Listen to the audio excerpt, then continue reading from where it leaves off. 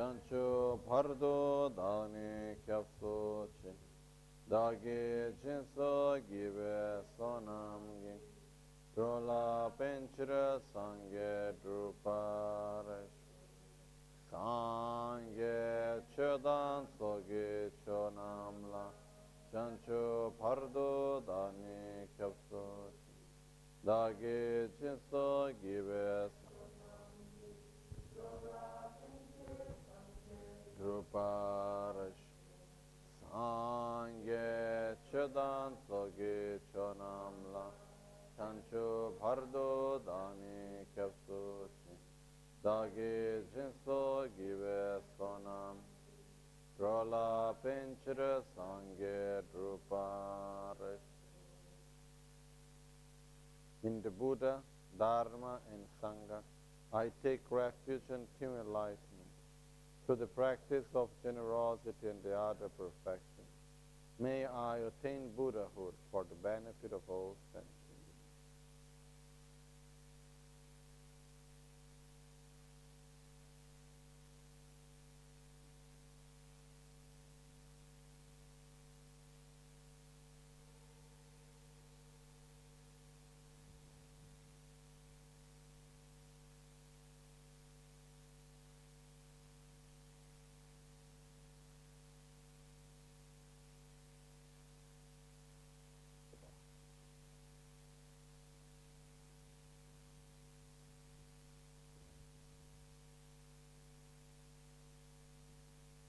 Generally speaking, in all the different practices that we may do, which means like in Vajrayana path, if we are practicing self-healing, or if we are practicing Kriya Samaja or Yamantaka or Vajrayogini, in all the practices normally, the practices are divided into two parts, which is called Tunginelchor and Tunsamginelchor, which is the yoga during the meditation session and the yoga between the meditation sessions. Which means when we are not doing the actual practice, there are some ways in which we can practice in order to continue on the same direction. So on the practices to do between the sessions, one of the important parts is the way how to eat. It's called Seginelchor or Zeginelchor, which is the yoga of eating. And when we were doing Kriya Samaja retreats this last year in Albagnano, then Rinpoche gave us the transmission of one practice when we are eating. So I was now, lunchtime, listening to the recording and typing down the transmission. So I like to transmit to you, because it's, let's say, from what I have seen up to now, maybe the most excellent way of actually doing preparing the offering and when we eat, okay? Normally when we offer to the three jewels, we offer the food to our guru, the protectors. There are different ways how we can offer, but this is more like the actual visualization and practice that we do, okay? You can repeat after me. I received this transmission from Rinpoche this last summer, so please repeat after me. Lakye kangsar tapkiran shindang lakyo luksar sherabran shinte sangne lungye tewe tumobar ninke sasek Dimbe Chukolwe Tangma Lama Yidam Kandrochu Sigma Lugi Simbo Longchu Ne Lula Dewa Bokpar Jingilop Ngagla Nuba Tobar Jingilop Simla Tokpa Chawar Jingilop Lusim Lesurunga Jingilop Maung Chogi Tulwar Jingilop Ditu Namka Gewa Kansapa Lame Chanchuk Chembo Gyurongo. So the meaning is, Lakye Kangsar Tabgiran Shinda, Kangsar and Kangluk or Luksar is this when we're doing fire puja. This is also the verse which is called the inner fire puja. Basically, I think many of you have seen when there is a fire puja, there is two types of sort of spoons that are used, long ones, for the oil. No? The name of this is Kangsaluk. Okay? And one is the Kangsar, and the one is the Kang, and the other is the Luk. I never understood what is what. Anyhow, these are the two. So I asked some people, and they said, oh, different texts say different things. Rinpoche was saying like different explanations. Anyhow, the meaning here is the right hand, Lakye Kangsar Sabgiran Shindan. It's like, let's say, fork and knife, okay? Like the implements. Kangsal is the implements to eat when we do fire puja, okay, when we offer it. So the right hand is like the Kangsar, like, let's say, one of the implements to offer during the fire puja, which is of the nature of method. The left hand is like the Luksar, the other implement for offering, which is of the nature of wisdom. So basically, right hand is method, left hand is wisdom.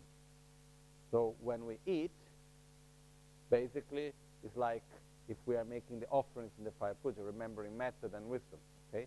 Offering to all the deities in our body. Sangne lungye, tewe tumobar. At the secret chakra, the wind blows. Sangne lungye, tewe tumobar. At the navel, the tum of fire, the kundalini fire, grows. Tewe tumobar. Ninke sasek, jimbe chukulwe, the earth at the heart is burned, gets hot. Jimbe chukulwe, and the water at the throat boils. So it's like just like when we do self-healing. Okay? Jimbe chukulwe. By that, tangma lama yidam kangrochus, the pure part of the food. Tangma lama yidam kangrocho. I offer to the guru, the yidam, and the dakinis. Basically to all the deities in the body mandala. Sigma lugi symbol longche ne. The remaining part I offer to all the microorganisms living in my body. And by them, by both the Buddhas and the sentient beings that live in my body, by all of them enjoying this food that I am offering, longche ne. Lula dewa bok par jingilop. Please bless me that my body may be filled with bliss, with joy, with health. Ngala nuba tobar jingilop. May my speech have strength. Semla tokpar chawar jingilop. May the mind have understanding and clearness. Lusem le surunga jingilop. May the mind and the body be suitable for every action I may wish. Lusem le surunga jingilop. Maun chugi tulwar jingilop. And may I in the future, which means by creating this positive interdependence of offering this to all these beings in my body, may me in the future guide them to enlightenment. May they be my disciples in the future, all the bacteria. May I guide them to enlightenment. Whatever merits I may gain by making these offerings, vast as the great space, I dedicate it all to the inconceivable enlightenment, to the great enlightenment. May they all become a cause for great enlightenment. So, basically, what we do is that we visualize the process like when we are eating, like if we are doing fire puja, like when we are offering to the, normally when we do a fire puja, we offer to the deities. No, there is the fire, and then there is the deity in the middle, and we offer the substances. The substance in this case is the food that we eat. We visualize the fire of our digestive fire, and that the wind goes in, makes the fire get stronger, it burns the earth, it boils the water by this inner process that happens inside, which basically is also our digestive process. We separate naturally the good part and the bad part of the food. The good part we offer to all the Buddhas. Whatever is remained, we offer to all the different beings living in our body. And by all of them enjoying this offering that we make, may our body be healthy, may our speech be strong, may our mind be clear, may our body and mind be functional for whatever we may wish. And may by these merits, all these beings that we are helping and giving, may in the future we be able to guide them through the Dharma. May they become our disciples, and we dedicate our merits for the great enlightenment of all sentient beings. So if we do like this, then every time that we are eating, it becomes meaningful. Go have a snack in the middle of the day. Make the right motivation, make the right visualization, practicing the Dharma. Instead of just being an act. Because otherwise, most of the times when we eat, it's quite a selfish act, I just eat because I am hungry and I like the pleasure of the food. And then we just eat, and then after we go to the toilet, we put it out. Basically, that's what happened, And then nothing. It's just like we're not really doing anything. There's no awareness in this fact. One thing that we can add also is like, in case if you are eating meat, you can at least dedicate also, may by the merits that I accumulate, I dedicate for this being that have given his body. And may by the strength of the food that I eat, every positive action that I will do, I dedicate it to this being that have given the body. So we dedicate whatever animal that was that have died. We dedicate the merits of our actions that come through the health of our body, the strength of our body, we dedicate to this animal also. So it's a way of transforming also that act of eating. Okay? But we just explain this here now because it's very much connected with the context of the purification of the elements. Okay? I think it's quite clear, right? Okay? Okay, so when we eat meat, there is one mantra which is, you can repeat after me, Om Abira Kechara Hum. Om Abira Kechara Hum. Om Abira Kechara Hum. Om Abira Kechara Hum. Om Abira Kechara Hum. Om Abira Kechara Hum. Om Abira Kechara Hum. So this is the mantra we do when eating meat. Okay? In case we are eating meat, then there is this mantra normally done 7 times before eating.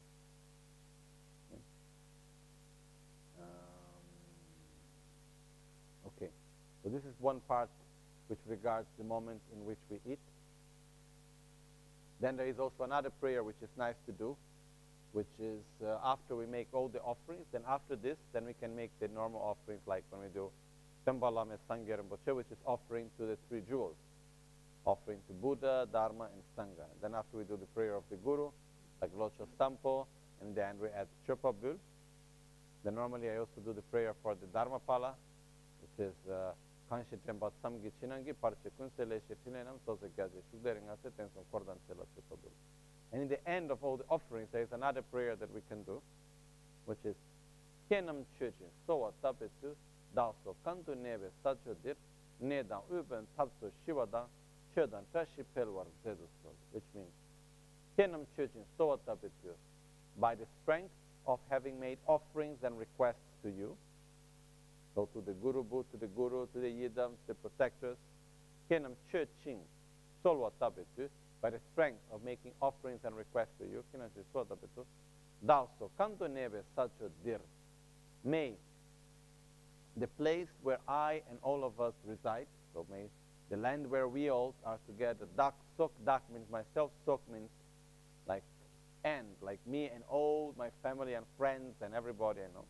NgalSo Kang to Neber, wherever we remain, wherever we are, Sachodir, this land, at this place, Sachodir, Nedan Upon, Tabso Shiwada, may all the may, if there is anyone poor, may all the poorness, poverty, may all the poverty,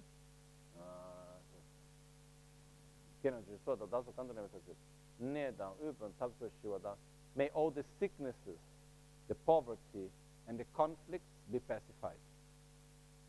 So by the merit, so by the strength of making requests and offerings to you, may at the place wherever we may be, may at all the place where we and our friends and everyone around is, may there be, may whatever sicknesses, poverty, and conflict be pacified. Nedan ulpon, tabso shiwadan, chedan trashi pelwar pedusol.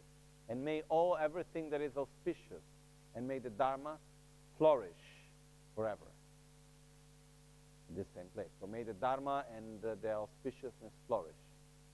So basically, we make this request. So we dedicate, by the merits of making these offerings of the food that we are eating, may the place where we are be completely free from sickness, poverty, and conflicts, and may it be fulfilled with Dharma, spirituality, meaningfulness, and everything that is auspicious. So this is another way that we can dedicate also. Okay? The nice thing of the words is because the words helps us to direct the mind, no? Otherwise, we are not remembering of all of this when we eat every time, no? So instead, if we recite these words when we are eating, before eating, then at least it helps to direct the mind in that way also. Okay? So, we have explained before the purification of the elements. So we will do now the purification of the elements. As you have seen, it is very much connected also to the part of when we eat, of purifying the food, and it's very much connected also to the part of the completion stage when we generate the union of great bliss and emptiness, a quite important part, okay? But we will try just to concentrate well on the actual elements, okay, and the visualization we gave. Maybe before we just make a short meditation on emptiness, and then we do the actual purification, okay? Just one more cushion here for me.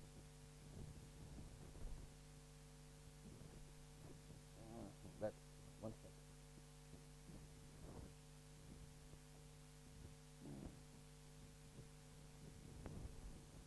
No, it's okay.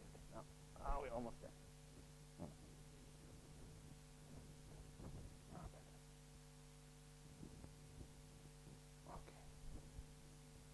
So,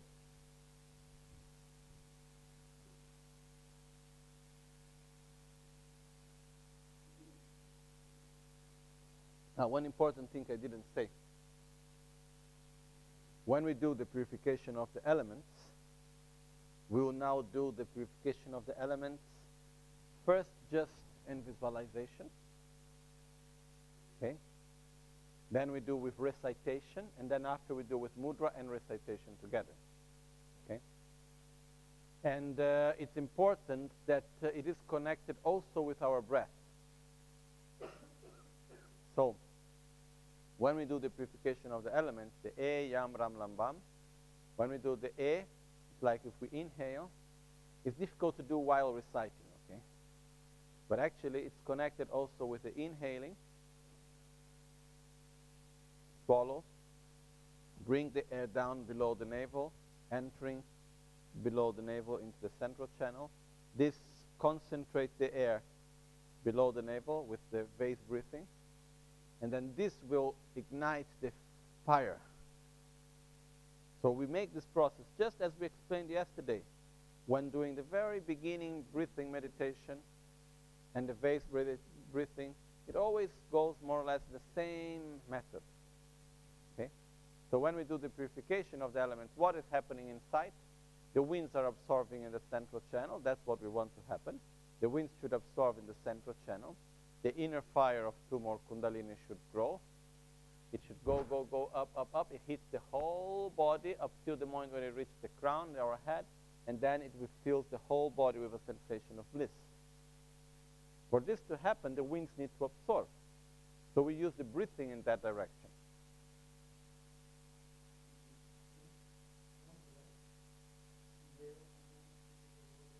We can do this more than one time, no? You inhale, Normally when we inhale, in this case, we inhale as much air as we can. Then we swallow. And when we swallow, we send the energy down. We send the air down. But at the same time that we send the air down, we contract the muscles below also. And then we make like a vase. We compress the energy, the air below the navel. Then we keep it there for some time. And we imagine it entering from the two channels and coming from below and gathering completely there. And then after it goes up slowly, slowly as we exhale, then it will go inside and it goes up into the central channel. Okay? It goes in. So we don't need to just concentrate on inhaling, sending the air down, keeping at the navel, and after going inside the central channel, and concentrate at the wind, at the fire, at the navel chakra, that the fire grows, and then it hits the whole body, hitting the earth, the water, until it gets the crown, and it generates a sensation of great bliss.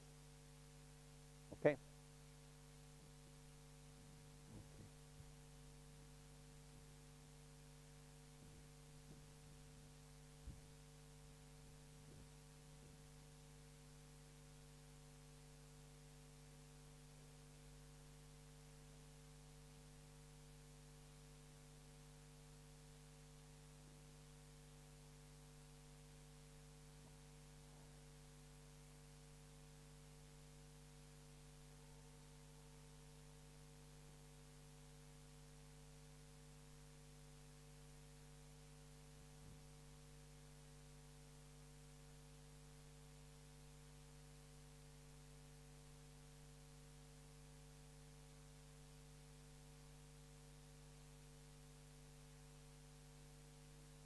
To sit in a comfortable position,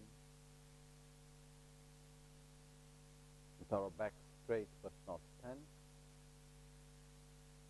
Our shoulders are relaxed. Our head is slightly forward. The mouth is relaxed. The eyes are slightly closed, looking downward.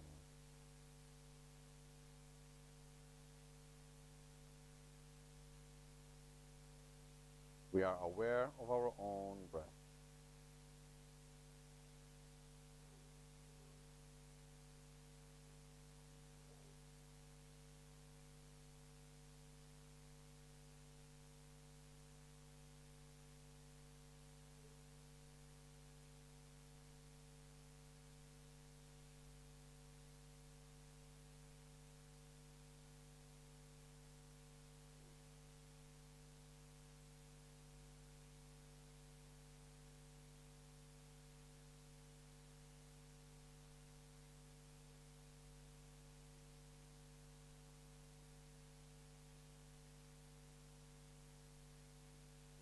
In front of us is Guru Buddha,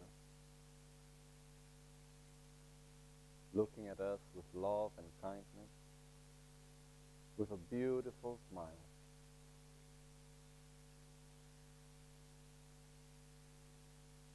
We have a body made of light, with a central channel which is strong,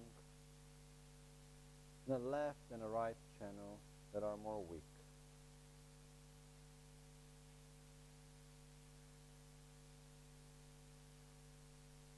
As we inhale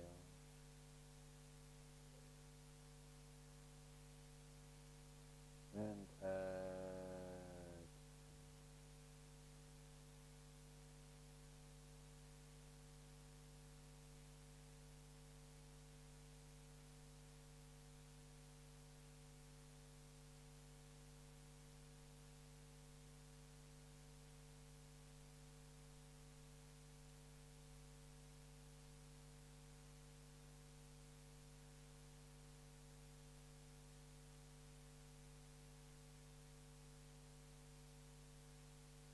at our crown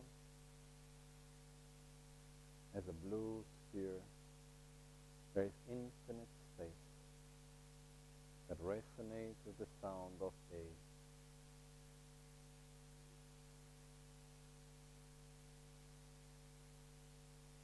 our secret chakra,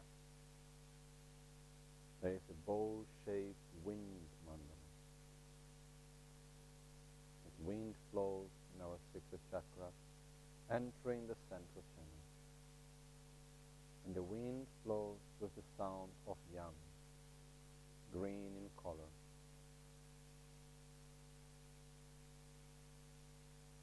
At our navel is the fire mandala, triangular fire, red in color, with the sound of a ram. At our heart is earth element, in a square cubic yellow mandala. At the throat is the white water mandala, like a white sphere of water, with the sound of bam.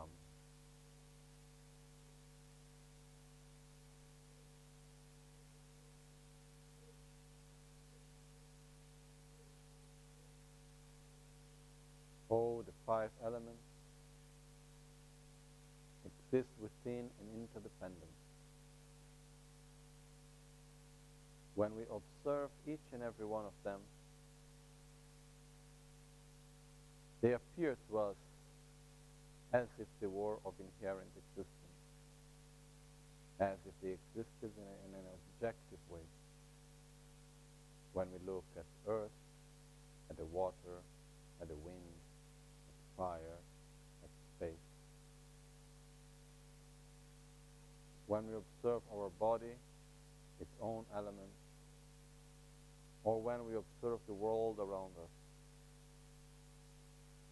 everything appears to us as if it was of inherent existence, as if it existed out of its own characteristics in an objective way.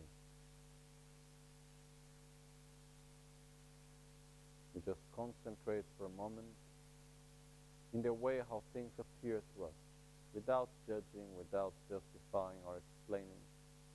We simply observe how phenomenon appear to our mind. In a detached, autonomous, independent way.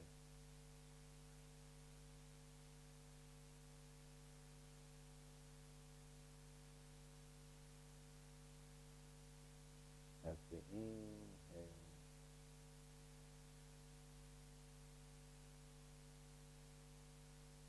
and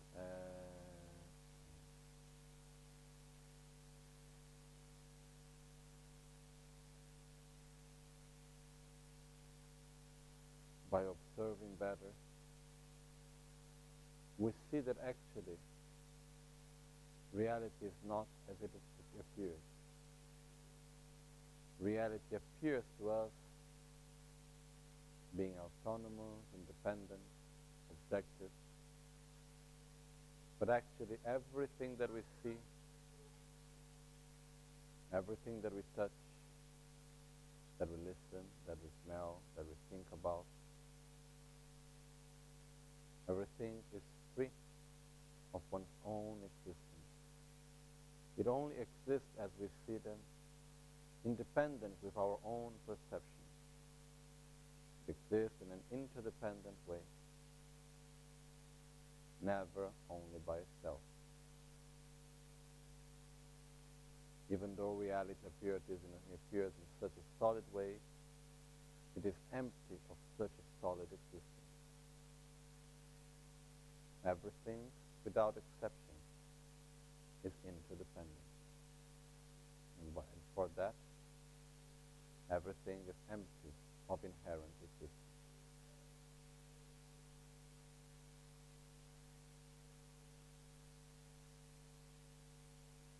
As we inhale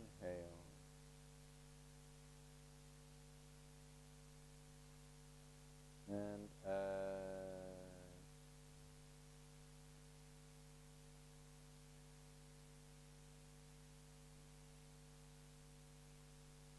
our sensation of pleasure, suffering, or neutral Whatever we may be feeling right now,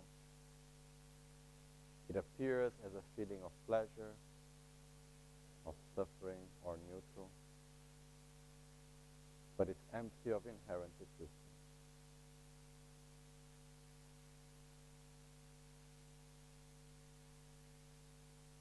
Our discrimination, the way how we see things and perceive them, appears to us that it as if it existed by its own characteristics, but it is also interdependent. It's also empty of inherent existence.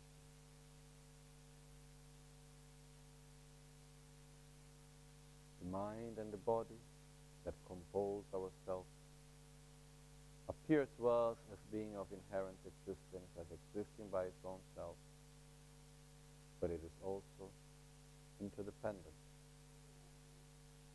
and so it lacks such an inherent existence. As we inhale,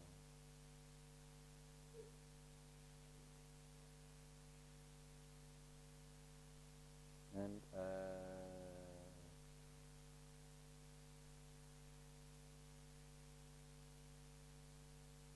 at our crown, and actually through all our body, but mainly in our crown, is the space element. It appears as space, and it's empty of inherent existence.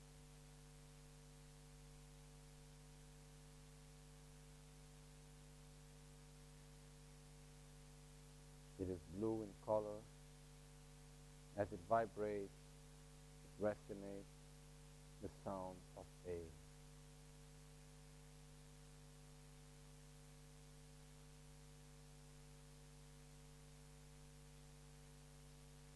And our secret chakra is the wind element. The wind moves in a balanced and soft way in the direction of our central channel. All the subtle energy winds from the upper part of our body, from the lower part of our body, concentrate at 3 fingers below our navel. The wind is green in color and vibrates with the sound of Yan. It appears as wind, and it is empty of inherent existence.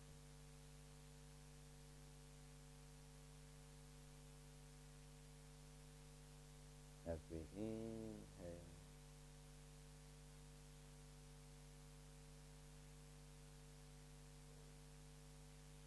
and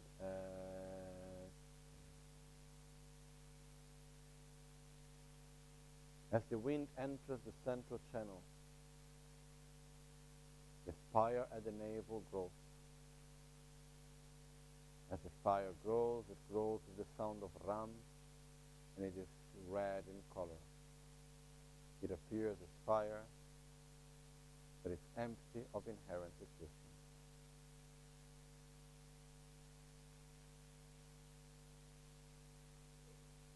We concentrate at the fire at our navel. As we inhale,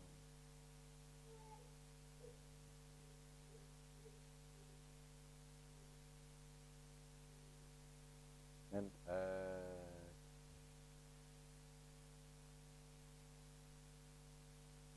as we inhale, we bring the energy below our navel from up and from down.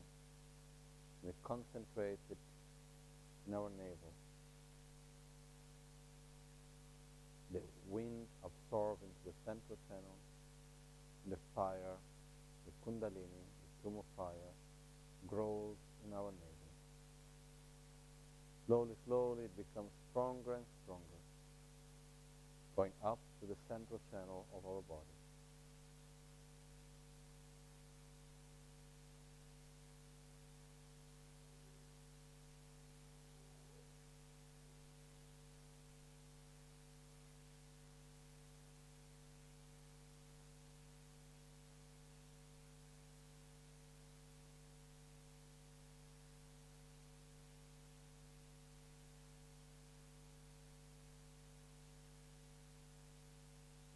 inhale.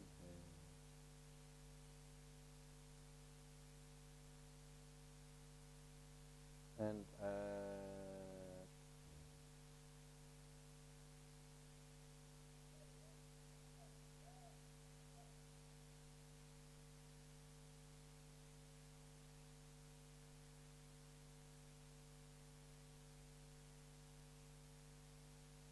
as the fire grows, it hits the earth and our chest. The earth and our chest, the heart chakra.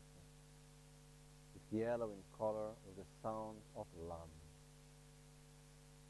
As the fire grows, gradually the heat moves upward, heating completely the earth element.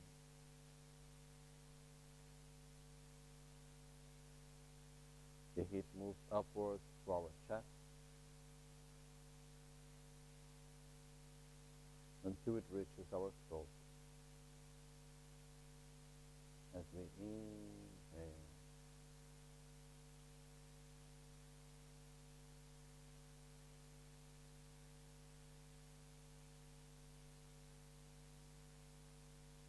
and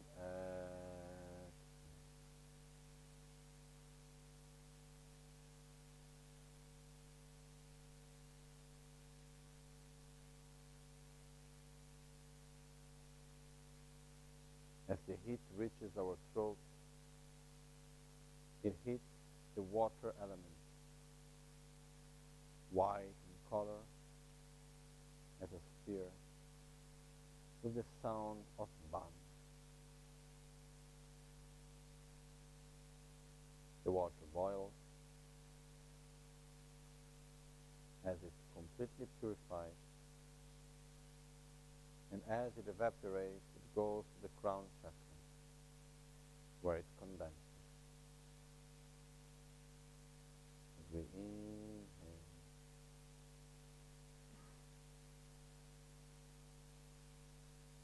and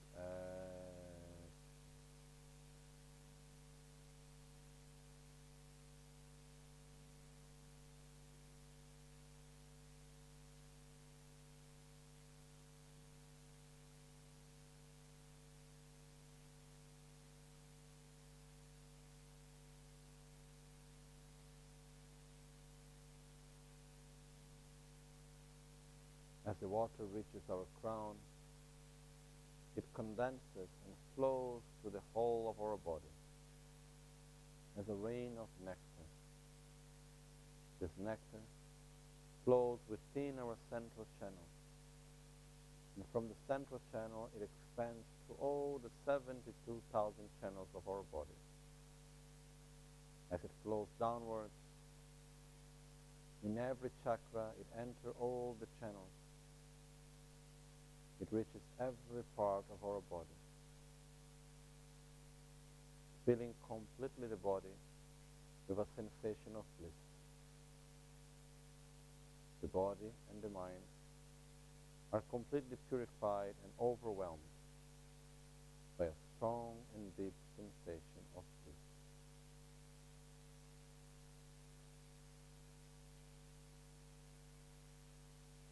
Sensation of bliss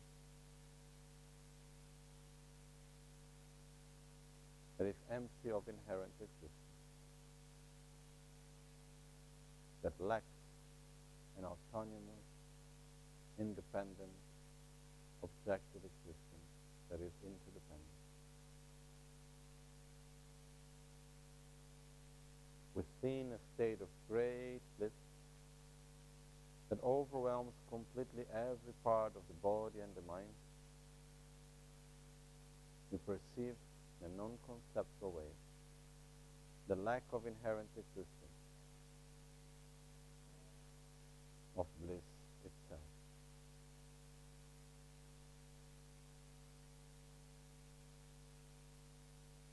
As we inhale,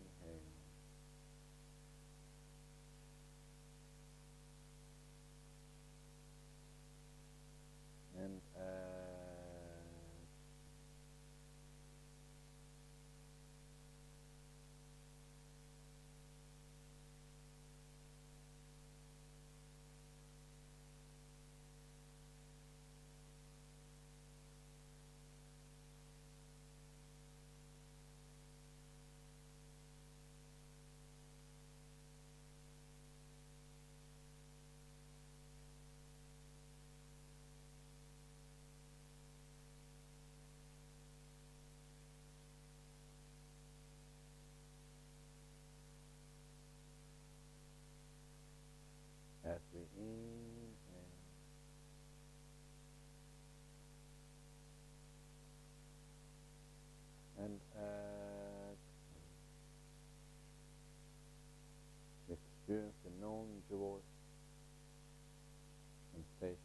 of the union of great bliss and emptiness.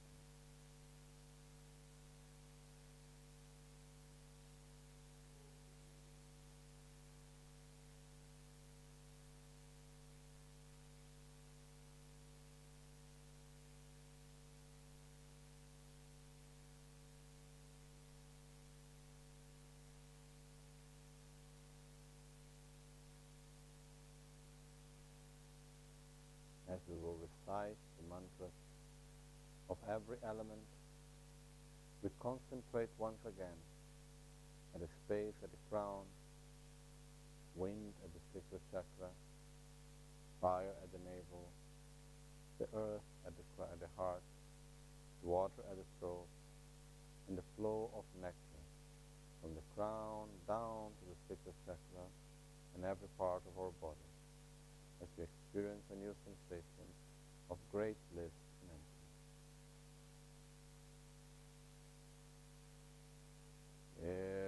Eho shuddha shuddha svoha yam ho shuddha shuddha svoha Ram ho shuddha shuddha svoha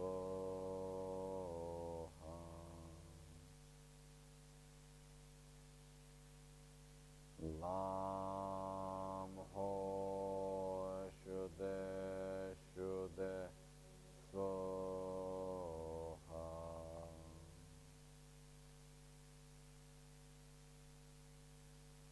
Bam ho shuddha shuddha svoha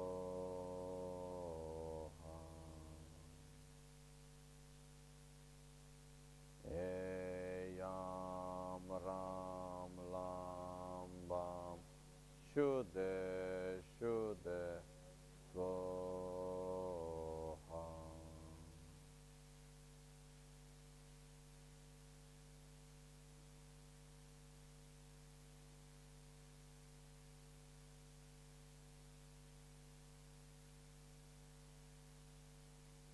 As we inhale and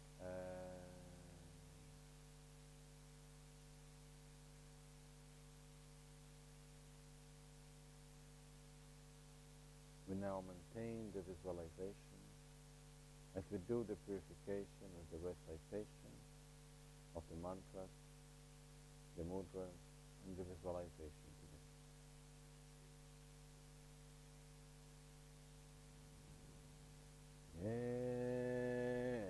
Eya ram lam bam Eyam ram lam bam Eyam ram lam bam Eya ram lam bam Eya ram lam bam Shuddha shuddha soha Shuddha shuddha soha Shuddha shuddha soha Shuddha shuddha soha Shuddha shuddha soha Eho shuddha shuddha soha Eho shuddha shuddha soha Eho shuddha shuddha soha Eho shuddha shuddha soha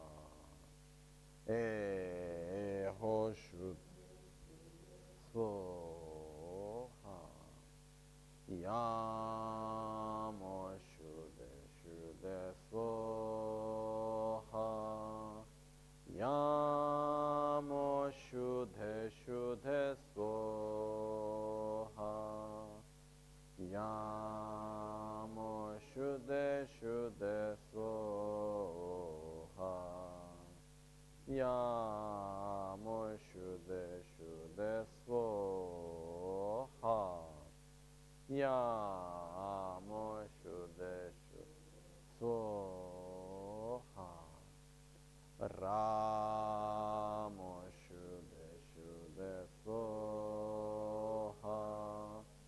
Ramo Shude Shude Svoha.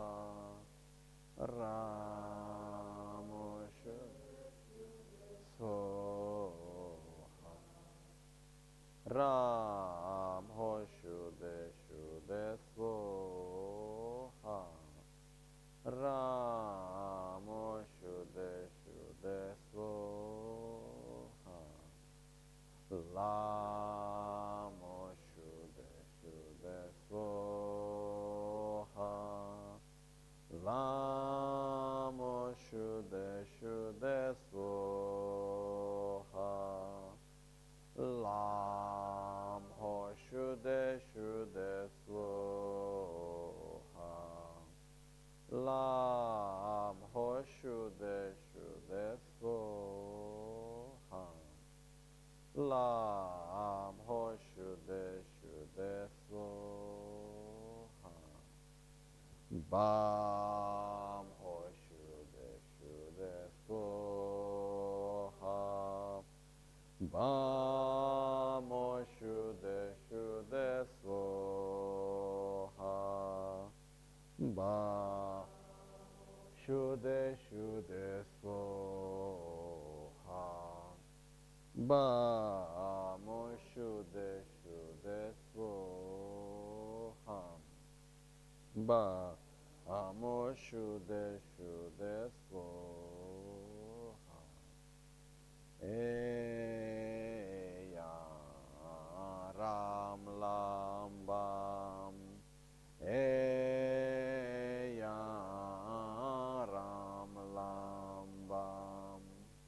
Eya Ram Lam Bam. Eya Ram Lam Bam. Eya Ram Lam Bam. Shude Shude Soha. Shude Shude Soha. Shude Shude Soha. Shude Shude Soha. Shude Shude Soha.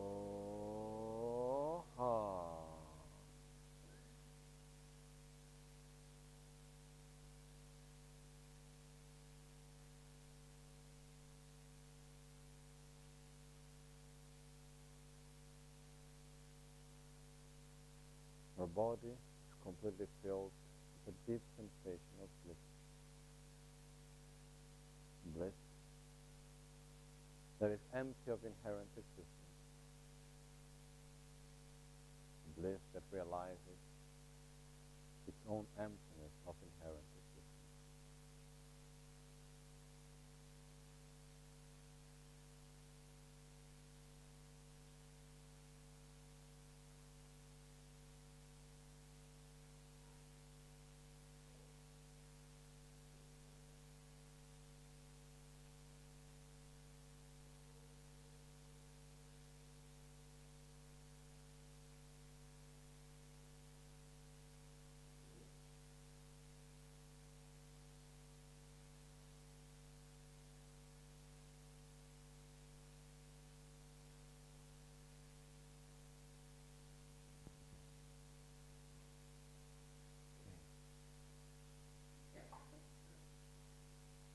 In this way, we conclude the part of the purification of the elements. The importance of doing it with more calm and more time is that after, when we do it more quickly, we can remember it. We can go back into the other experiences.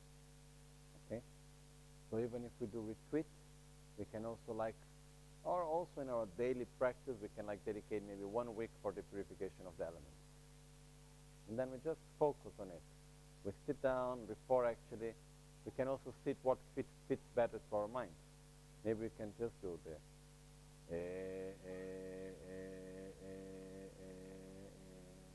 and as we recite the 5th syllable of the element, we imagine the element. Then we go to yama, yama, yama, yama, yama, yama, and imagine the wind building up and going into the central channel.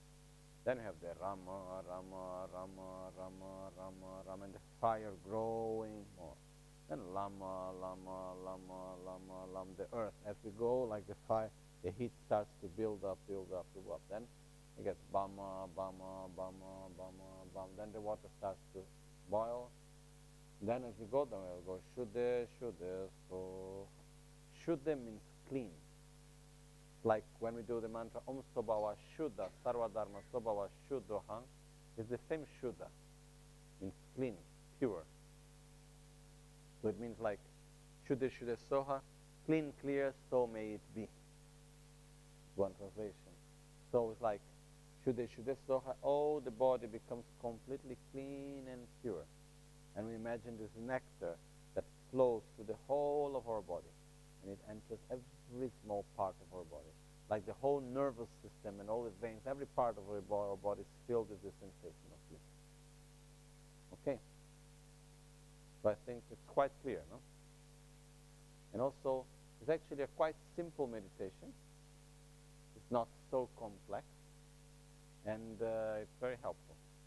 So I think if we can also do, putting more emphasis in the elements for some time. One period we put more emphasis in the Guru Yoga. The next step we put more emphasis in the purification of the elements. And then we can stay 5 minutes concentrating in each one of them. Then like this we go on. Actually the most important one is the first 2. Actually the second and the third. The most important is to concentrate on the wind and on the fire. If the wind absorbs correctly, the fire will naturally grow. If the fire naturally grows, we will feel naturally the heat coming up. And then naturally we will feel the bliss overwhelming our body. So this is, let's say, one of the most important parts that we concentrate, which is really as we concentrate on our navel. And if we are able, even after when we are concentrating on the other elements, the beginning of the process is all there. We still imagine the wind going in the central channel and the fire growing. It's all there. It's like let's say, we turn on the fire, it's continue on. When we concentrate on the throat, down the fire is still burning. It's not like it finishes and then we concentrate on the heart and then we go to throat and it's finished down. No, no. The process is all going on. Okay? That's why we do the E space, Yam, Ram, Lam, Bam. When we do this, means we put away any impurity of our elements. Okay? So, this is a very good practice also for our health.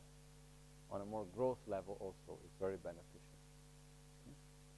So, I think it's quite simple. And then in case of using it for a positive side effect of this practice, in winter time, it generates heat in the body. Okay? It is, as I was saying yesterday, one time we were doing this and there was a small girl. And then I was teaching this specific to concentrate at the navel. And then this small girl, she was like completely sweating. You know? And the next day actually, she had some pain in her bottom because she put so much strength to work the muscles. And then she had little pain now the next day also. You know? So, but it worked very well. You really put the right energy into it. So, anyhow, this is the purification of the elements, a very important part of our practice. And it's very much similar to in many other practices. In the very beginning, there is the transformation of the inner offering. Okay? So it's very much connected to that also. Now, after that, this is what we also call the relative purification. After that, we enter into the part of the practice which is the absolute purification. Okay? The absolute purification is the most important part of purification, and it is actually where we will simulate the process of our own death and let the mind enter into a deeper state of consciousness, and from that state we generate ourselves in a pure form. Okay? So, following the process of the practice, we are in this beautiful state of great bliss, and then we always continue with the same perception of emptiness as we have started before. So we do once again the mantra, we do the mantra Om Sobhava Shuddha Sarva Dharma Sobhava Shuddhaham. We do that with the mudra of concentration. And as we do the mantra Om Sobhava Shuddha Sarva Dharma Sobhava Shuddhaham, we imagine that everything dissolves into light. Okay?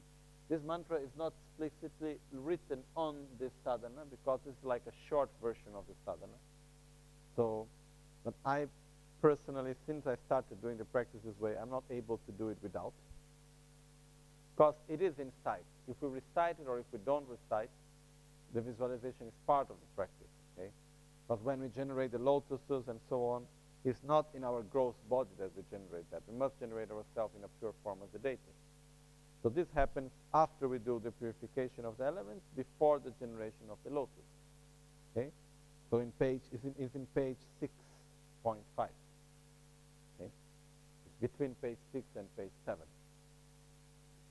So here we can write on the angle here. Om Sobhava Shuddha Sarva Dharma Sobhava Shuddhaham.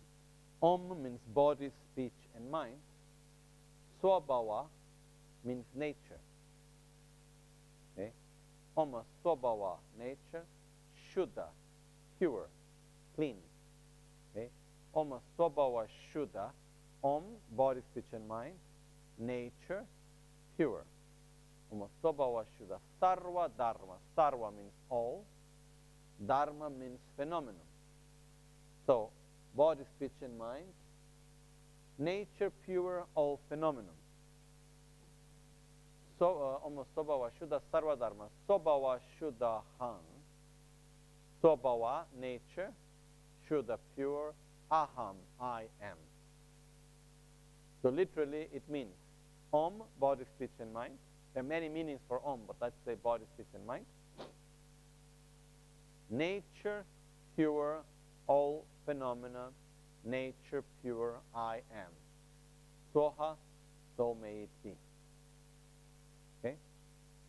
So basically the meaning is Om, all phenomena are of pure nature. All phenomena are, okay, let's first make the translation. Om, all phenomena are of pure nature, and so am I. I am also of a pure nature. The other way of translating is when we say, oh, Om phenomena, when we say a pure nature, are of the nature of being pure, clean. The word clean, pure also means clean. Clean from what? From dirt. What is the dirt? Is inherent existence. So all phenomena are clean, are free from inherent existence, from an autonomous, objective existence. Everything is interdependent. So all phenomena are free, are clean. It's the nature of all phenomena are free of being of inherent existence. My nature, and also free of being of inherent existence. All phenomena are free, are empty of inherent existence, and so am I. This is another way of translating.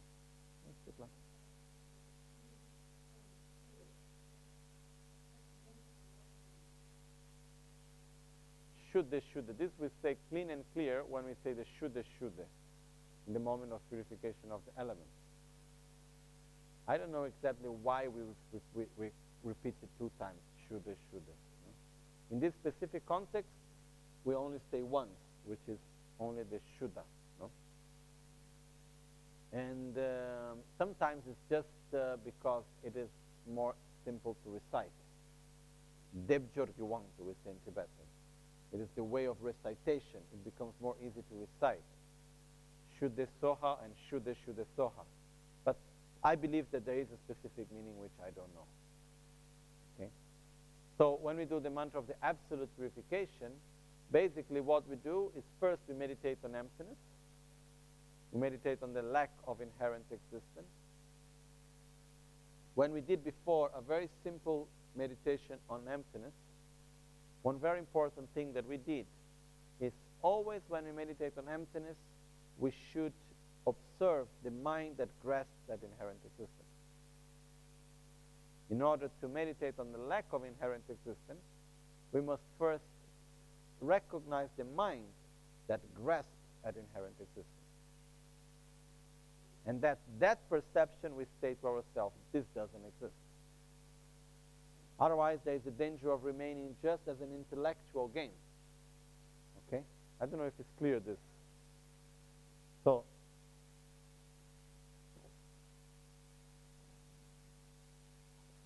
as we say the mantra, Om Sobhava Shuddha Sarva Dharma Sobhava Shuddha, we can have one specific object that we concentrate on. That can be our body, can be our sensation, can be our own mind even. And then we just observe and we say, oh, it lacks inherent existence. It appears to me. How does it appear to me? It appears to me as being of inherent existence. In other words, making it much more simple. In some way, it's simplifying a little bit too much, but it helps us to understand.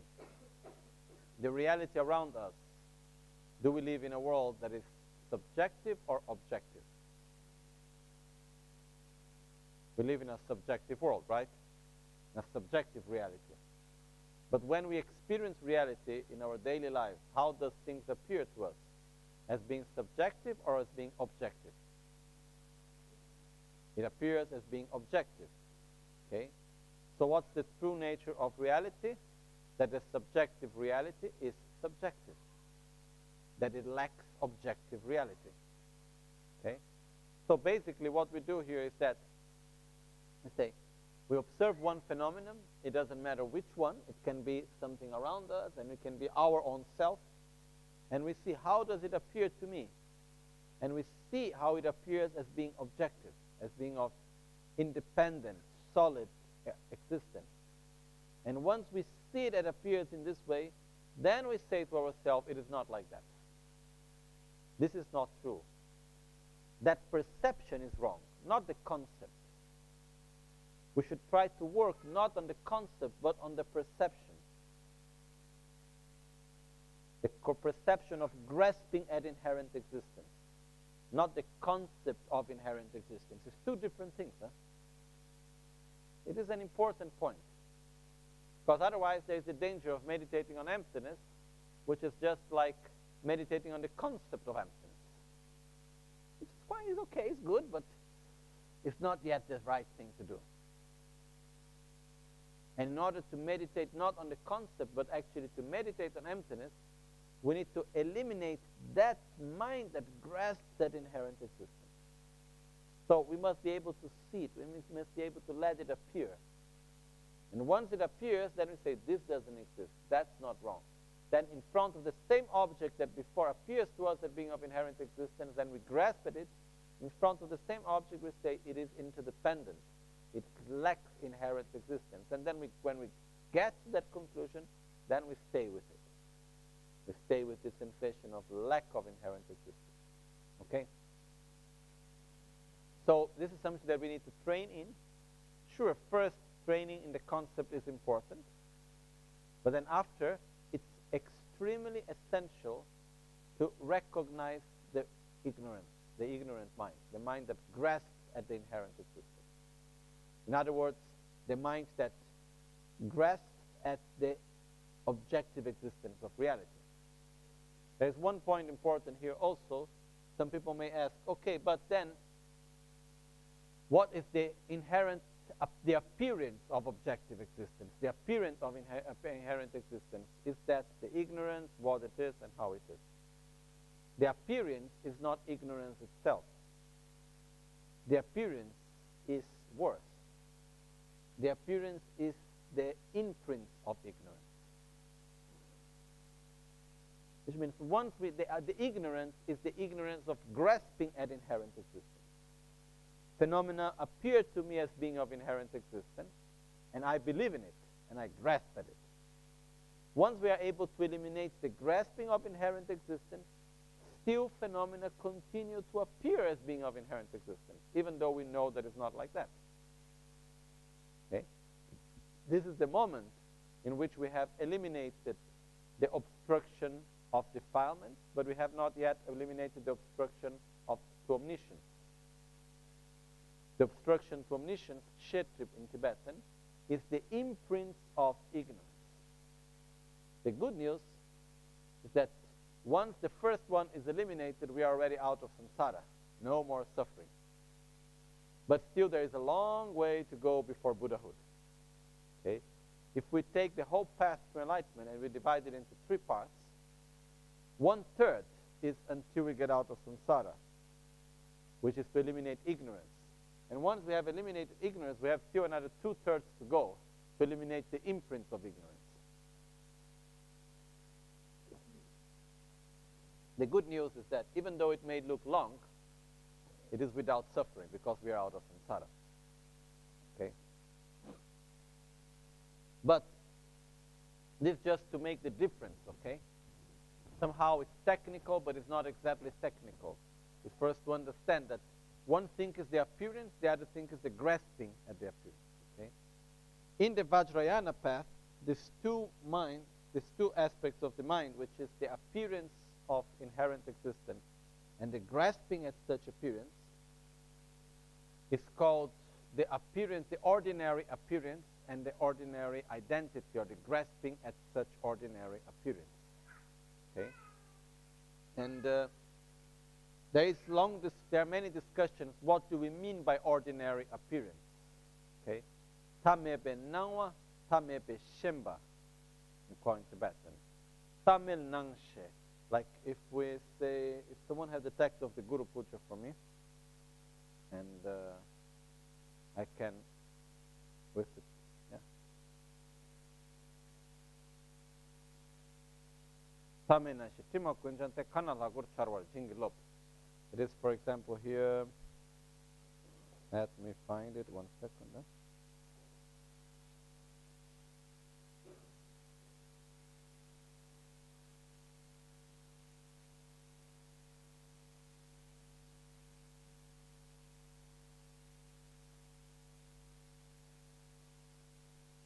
Verse 110, and it says, Keshi Pardo, Galwe Kusumtu, Gyurwe Rimpa Thangbe Neljor Ki, Tamil Nangshe, Chima Kun Changte, Kana Lagur Charwar Jingilop. Keshi Pardo, Galwe Kusumtu, Kewa Shiva Pardo, birth, death, and bardo. The correct order is death, bardo, and rebirth. Okay? But in Tibetan, to say Shibarke, it's very strange. It doesn't sound nice. So they invert the order in order Keshipardo is more nice. Otherwise we should say the correct order is Shipardo Ke. It doesn't sound nice in Tibetan, okay? So we say Debjorgwanto, in order for it to sound nicer, to change the order. But normally the correct order is death, bardo, and rebirth. Okay? But because of the reason of to make it sound nicer, when reciting, it becomes Keshi Bardo, birth, death, and bardo.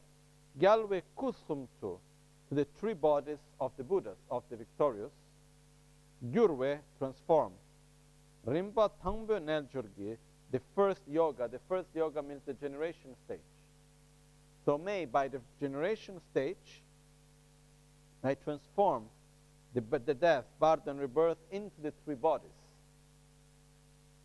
Tamil, and by that, by transforming the death, the bardo, and the rebirth into the 3 bodies, which is the Dharmakaya, the Sambhogakaya, and the Nirmanakaya, the essence body, the enjoyment body, and the emanation body of a Buddha, which in other words means the Dharmakaya is the very subtle body of a Buddha, the Sambhogakaya is the subtle body of a Buddha, and the Nirmanakaya is the gross body of a Buddha. Okay? So by transforming the death into the Dharmakaya, the bardo into the Sambhogakaya, and the rebirth into the Nirmanakaya, by doing that, by transforming that through the practice of the generation stage, may I completely purify Tamil Nangshen, Chima Kunjante, all the defilements, all the obstructions and the defilements of the Tamil Nangshe. Tamil means ordinary, Nangwa means appearance, Shemba means grasping. So Tibetan is like this. In very few words you can say so many things, no? So Tamil Nangshen means the appearance and the grasping at the appearance of ordinary. The ordinary appearance and the grasping at such ordinary appearance. So, may by the three transformations through the generation state, I completely purify all the appearance and the grasping at appearance of ordinary appearance. Kanal Hagur Charwa Jinglo, please bless me. So may anything that appeared to me appear as pure datus. Okay? So the meaning of this is saying that according to the path of the sutra, we say that the root of suffering is the appearance of inherent existence and the grasping of such appearance. Okay? When we, yeah? Grasping is attachment, holding. Okay? Yeah, it means grasping. So according to sutra, the root of all suffering is the appearance of inherent existence and the grasping at inherent existence. Okay? Now, in the Vajrayana path, it said that the root of all suffering is the appearance and the grasping of ordinary existence, of ordinary appearance. So to see ourselves in an ordinary way and to grasp at such ordinary appearance as true. Okay? Great masters did many discussions about what this means. Okay? One way it's saying ordinary appearance means seeing ourselves in an ordinary way. Okay? I will try to put together different points of view, which is my own way of seeing. Basically, when we say seeing ourselves in an ordinary way, it also means seeing ourselves as in being inherently existent. Okay? I will make one example that is a little bit maybe strong in a way, but I think it's quite clear. When we talked about before the inner offering, in the times of the Mahasiddhas, like 1,000, 1,500 years ago and so on, there were some Mahasiddhas that to their own disciples, to check if they were ready or not for the practice, they would ask them to eat the 5 meats and the 5 nectars. Okay? So the point is, excrement, for instance. Okay? What's the ordinary way of seeing excrement? As something disgusting. But when we have excrement, if we have a pot full of excrement in our front, okay? How does it appear to us? As being repulsive. Okay? Because that's the way how we relate to it, or that's because it is disgusting by its own nature? How does it appear to us? As being disgusting by its own nature. That's how it appears to us, right? But if we analyze it, is it inherently disgusting? Or is disgusting only in an interdependent way because of the name and the attributes that we apply to it?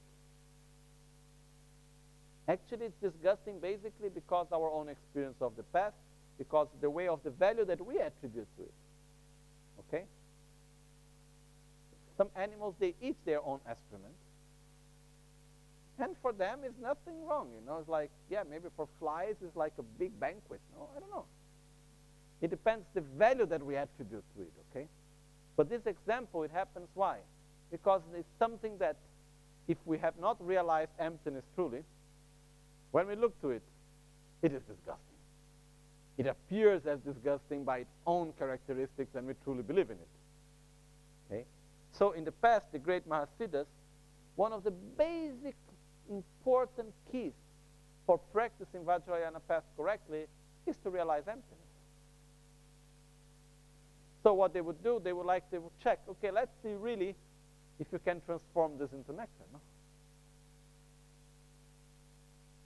So look to it, smell it, touch it, and choose what value, how you want to see it.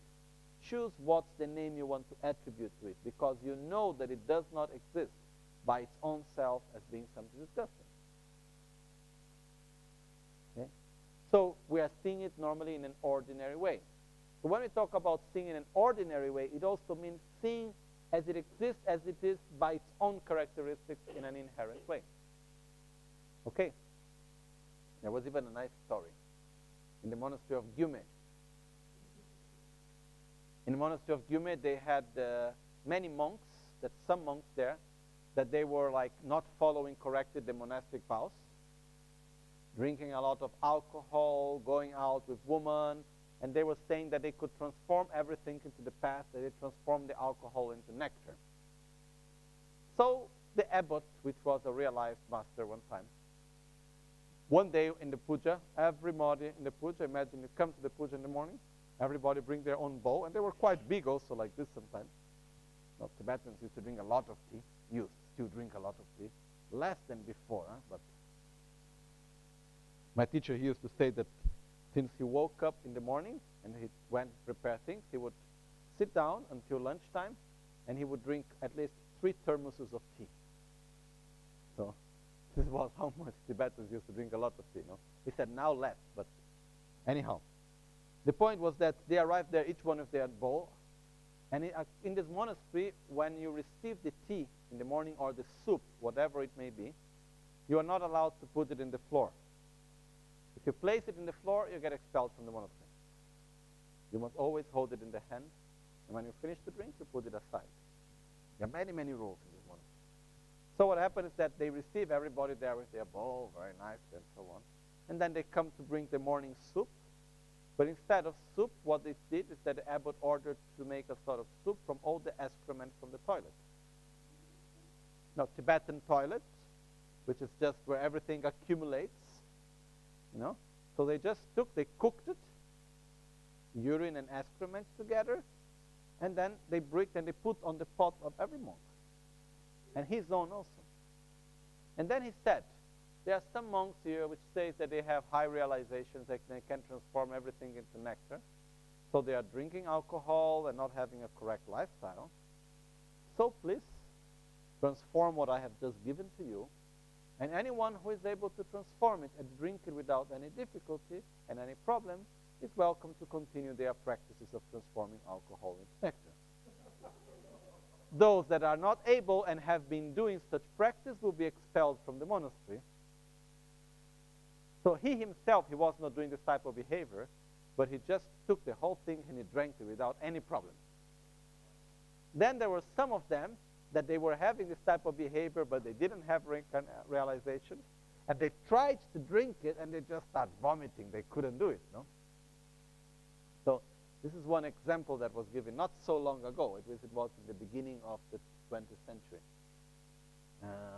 beginning of 1900. So anyhow, this is just to state that when we talk about ordinary appearance, it means when something appears to us in one way, and we cannot see it differently. We see it in that way out of its own characteristics. For us, excrement is disgusting. Why? Truly, I don't know the reason. It's something so important for our life.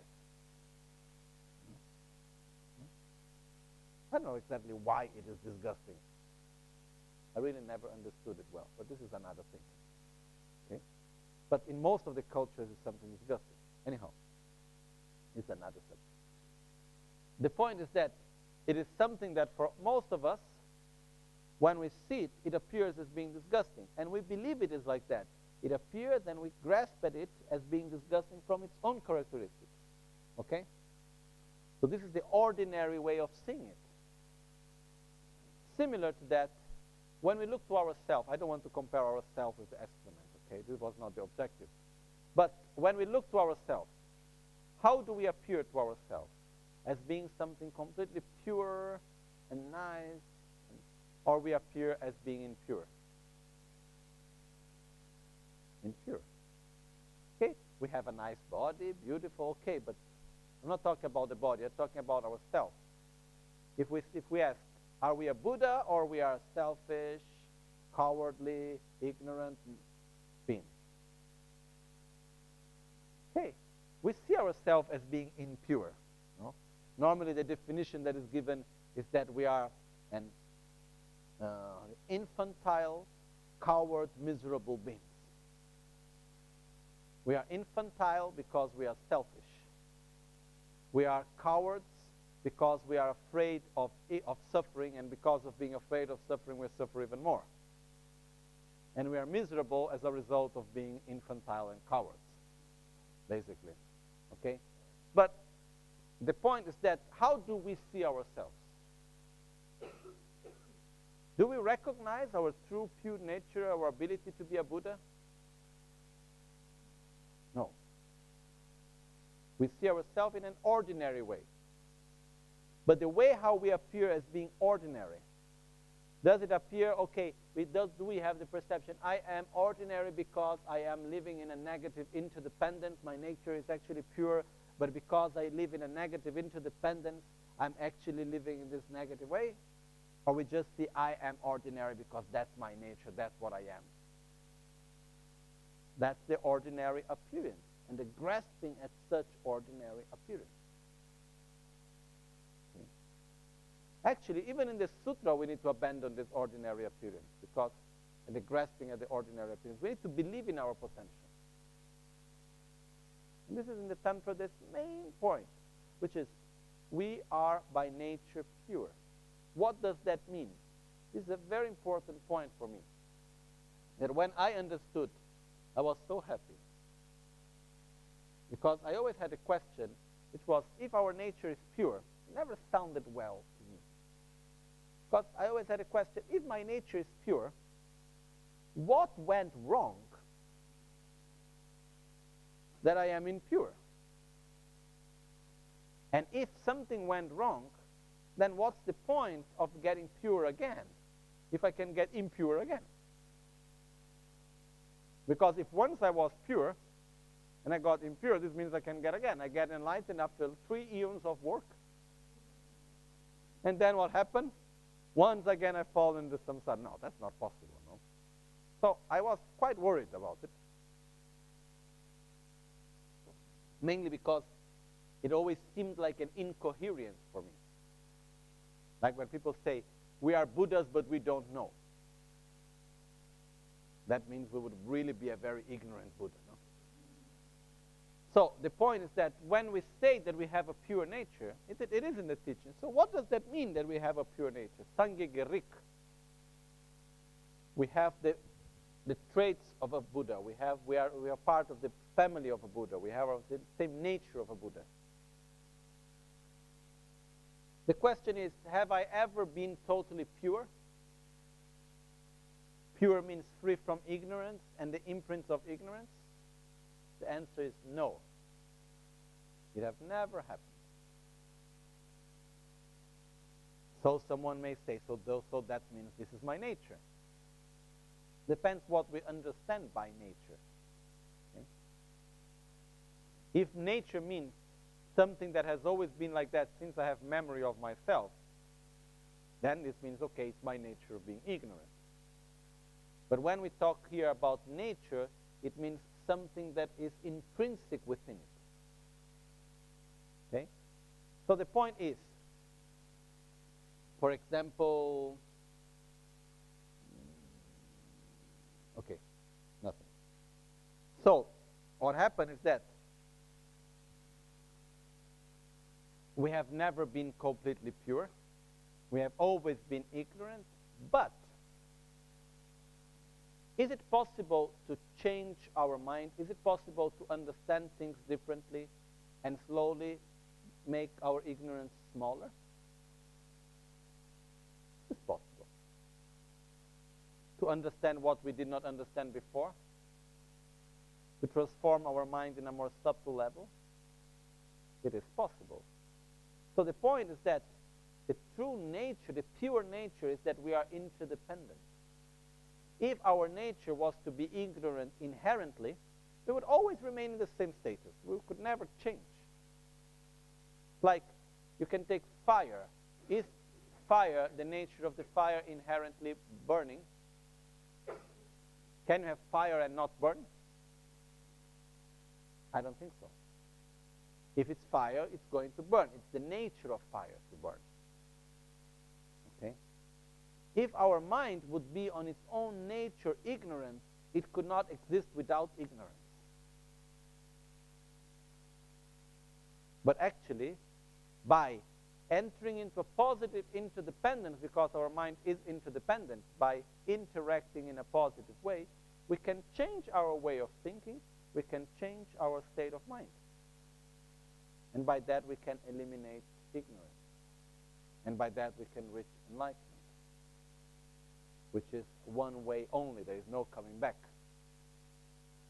Because the main difference between a Buddha and us is that we live mostly in a negative interdependence. And a Buddha lives mostly in a positive interdependence. Not mostly, only in a positive interdependence. The rules are the same that we need to follow and the Buddhas need to follow. But the difference is that we interact in positive, negative, neutral, negative, negative, positive, neutral. We interact in all these ways. And a Buddha is constantly interacting with everything and everyone in a complete, pure, positive way. That's the main difference. So, what is our pure nature? It's the interdependence of our mind. It's the lack of inherent existence of our mind. That's actually our pure nature. So when we say ordinary appearance and the grasping at ordinary appearance, ultimately, if we look, what is actually ordinary appearance? It's inherent existence of the mind.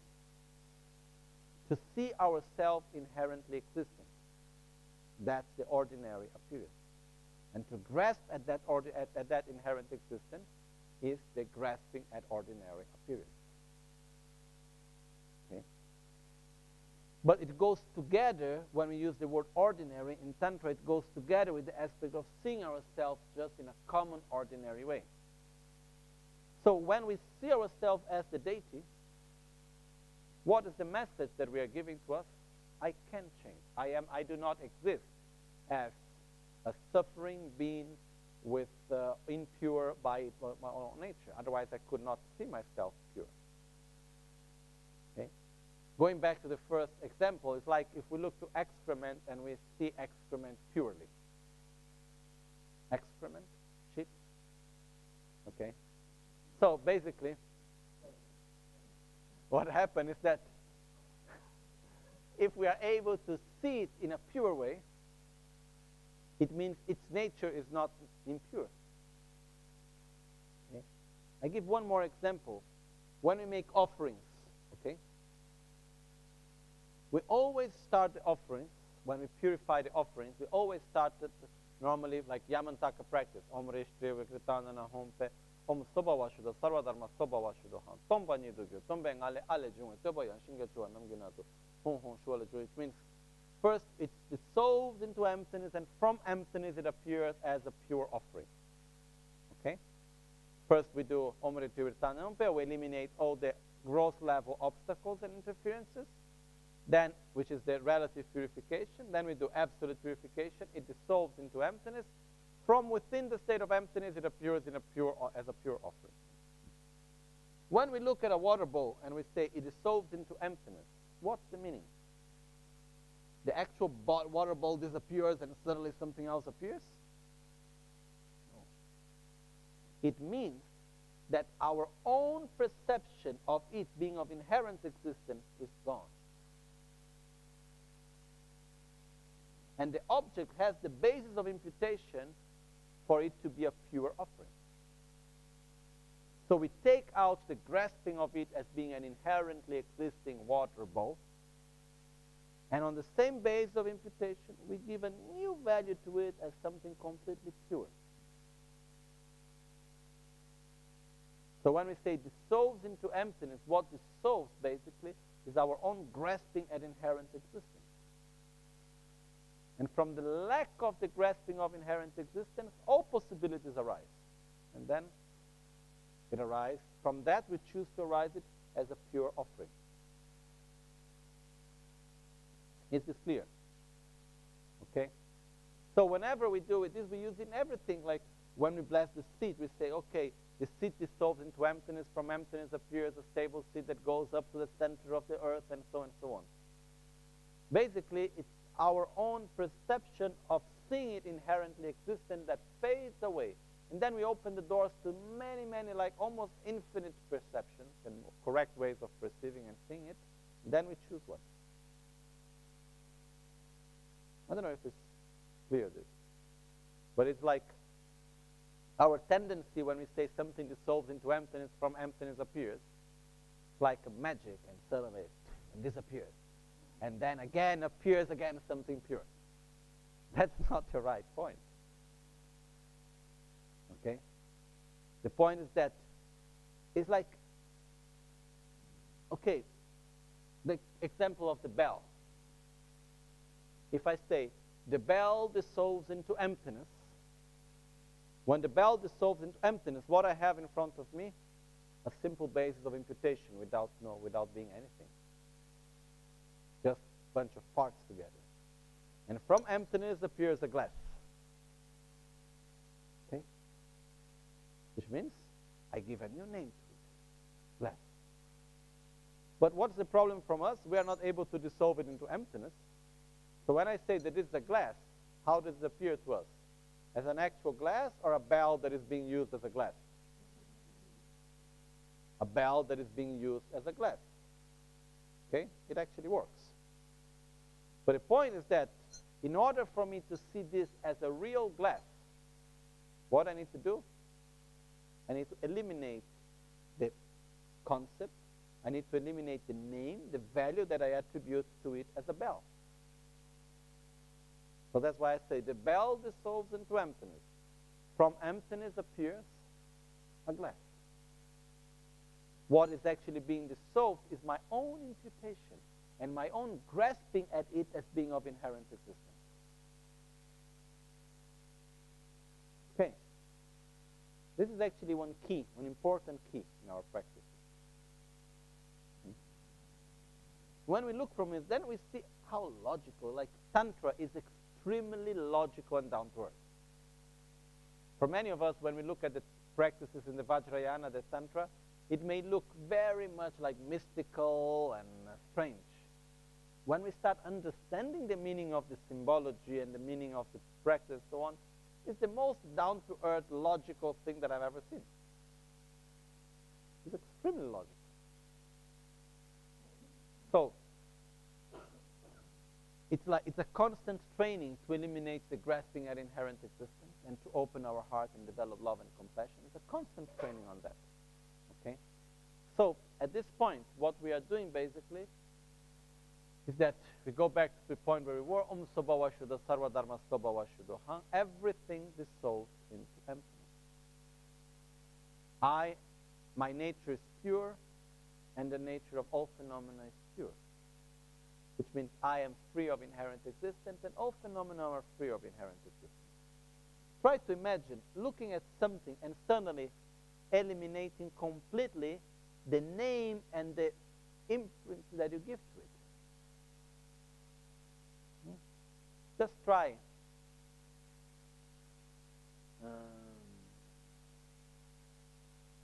Anything. You can take the glass, you can take the bell. Okay? And we simply look to it, and suddenly we try to take away, it's quite difficult, but we try to take away the name. Try to take away the way how we see it, the value that we attribute to it. And suddenly it's just a bunch of parts put together. The same thing, like maybe with this is more easy, no? We take the little booklet, okay? And then, now it's a booklet. Then we take away the name booklet. It's just a bunch of pages put together. But it's quite interesting as an exercise to try to eliminate the name, try to take away how we see it. And then we will open an infinite number of possibilities. In quantum physics, is saying something similar. That reality, all possibilities are already there. We just need to choose which one we want to make happen. Okay? And this is explained from a physical point of view. So what happened basically is that the concept is that every moment there are infinite possibilities ready. And with our mind, we choose which one we want to make appear. It's the same. Take away the name book. And then make it guide to enlightenment. Map of meditation. It's already different. You can give many different names to it. Holy object. You know? We have the tendency when books become a little bit old and used, we see them as more holy. No? Like, it's interesting, when the books start getting more old and more used, we get more attachment to them also, no? It's quite interesting. So then, this is also Tibetan is the same. Like, then you see these old books completely like not old and this and that. It's like something more special in it, no? We have this special type of attachment. So I give back the book because sure there is some attachment to it. Okay? We have all the same. So basically what happens is that when this attachment is mainly growing also related because of all the experiences that we have with it. So when we see an object, we use it a lot, the naming of it, it brings back many experiences that we have. Okay? But coming back to the point, the important thing is that let's try just to make things, take away the name. For one, it's not possible technically, okay? Truly. We are always naming something, but just relax, just one step backwards. So it's like the moment that we take out the name, we're not able anymore to perceive the object. It just becomes like many things together. It's like if we are reading something and suddenly we are not able anymore to read it. I don't know if it ever happened that someone say a word in our own language and suddenly that word doesn't mean anything anymore. And that is a strange sound. And then like we go back and we say, oh, this means that. Okay? It's similar to that.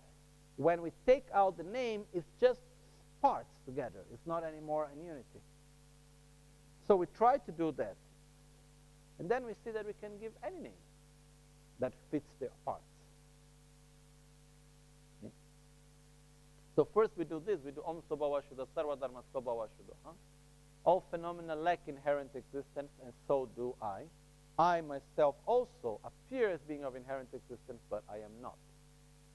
At this moment starts the part of the practice in which we need to simulate the process of death. Okay? And making it simple, we can go into many details. The earth dissolves into water, the water dissolves into fire, the fire dissolves into wind, the wind dissolves into the space of consciousness, white vision, red vision, black vision, clear light. Okay? But we are not going today to go to the whole details of the death process. How we visualize that normally is that we imagine that the whole universe dissolves into light. The fact that I am not able to perceive anything anymore doesn't mean that the universe doesn't exist. It means I am not able anymore to perceive it. This means my eyesight. I'm losing my eyesight, I'm losing my listening capacities, I'm losing my touch, I'm losing my senses. And I'm also losing my conceptual mind. In the end, when we say the body dissolves into light and the mind dissolves into light, it means we lose our cognition capacity of the intellectual part of our mind. We lose completely that. This, what we are doing is we are simulating the process of death. When we die, it's very similar to when we fall asleep. No? When we fall asleep, I think it has happened to everyone. That before falling asleep, like you're almost starting to fall asleep, then you feel like falling down. Okay? This is the earth element dissolving. Like short time, like a few months ago, there was the mother, a friend of ours, that she was the mother of one of the persons from the Sangha living in Albagnano, Florence. No? And her mother, Janine, that passed away. few days, 1-2 days before passing away, she had constantly the sensation of falling. She was sitting. So she was holding at people and saying, I'm falling. This is one of the most clear signs that a person entered the process of death.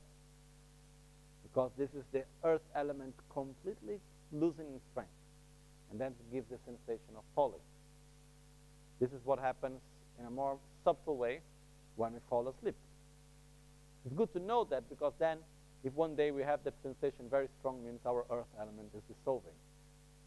So in the moment when will come our own death, we don't need to be afraid of being falling. We just know that's the earth element dissolving. That's normal. Okay? So, and when the earth element dissolves, we lose first of all the sight. And gradually we lose all our 5 senses. And finally we lose the sense of the mind, which is the conceptual part of the mind. So as we lose this in the normal process of death, we simulate that by imagining that everything dissolves into light.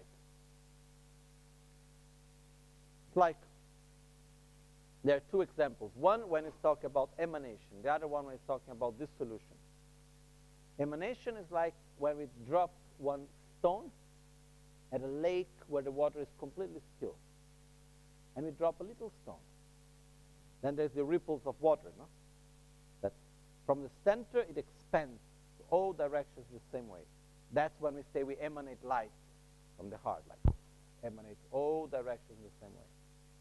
When we talk about absorption, it's like when it's cold and we go to the glass and we do, and it's better, it's called hadap. I don't know how we'll say this in English, anyhow you understood. And then it gets all like foggy somehow.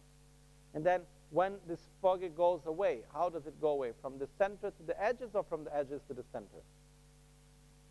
From the edges to the center at the same speed from all sides. It goes together to the center until the little point and it fades away. That's the example that is given when we talk about dissolution. So the whole universe dissolves into light, into our direction. One into the next, one into the next, one into the next, more and more near, more and more near, more and more near. Then our body dissolves from above to below, below to above in the direction of the heart. Then our mind dissolves into light. Then there is nothing more than an infinite emptiness full of light. So by doing that, we are simulating the actual process of death. Okay? It's a simple way of simulating the process of death. If we go into more details, then we can stop at each one of the dissolution of the elements and so on. Okay? But we can just do in this more simple way also. So we simply imagine everything dissolving. Personally, it's a meditation which I truly like very much. But first of all, when we simulate death, we take away from our shoulders the heaviness of this life. Which is, how many problems would remain if we think, we are this side, we are this life, after this life. When we move to the other side, of all our problems, how many remain? No. Of all of the worries that we have, all the things that border us, the reasons of attachment, the reasons of aversion, all the things that normally we have, that take so much space in our mind, in front of death, no matter behind death, after it's gone. What remains? Nothing. Maybe some of us have some more, elaborated type of worries that goes beyond this life. Okay. Possible. But most of our worries, most of our problems, and the causes of anger and jealousy and attachment and miserliness and all of this, is related to what? The things of this life. And it's quite heavy to have this attachment to this name and to this body and all of this, actually. So in the moment that we simply imagine that it is so, it fades away. But we continue to exist. It's actually quite pleasurable. So we simulate the process of death. We let go. We let go the objects of aversion. We let go the objects of attraction. We let go the name. We let go the body. We let go the people we love. We let go the people we don't love. We let go of places that we are. We let go all of this in a natural process. Normally the text just say dissolve. I prefer to say dissolve into light, because in the end of the process we meditate on clear light.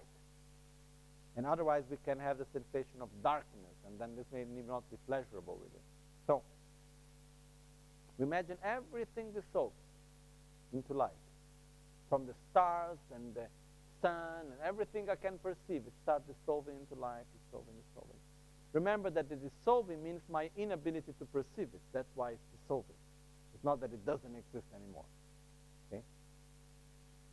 So everything starts fading away and dissolving into light, until it gets to my body, direction of my heart, and then even my mind